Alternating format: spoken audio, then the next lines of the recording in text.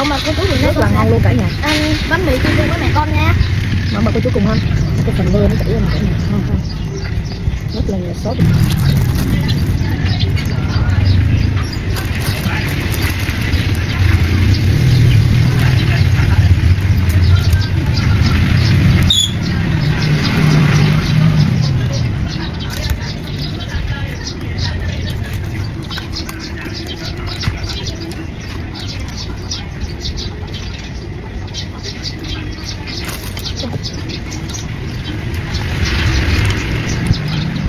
Bây giờ có uống cái gì cô?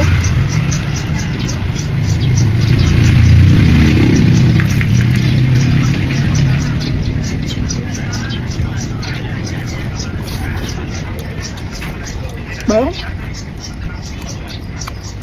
thơm, ngon, kết hợp với lại chua, tốt lắm.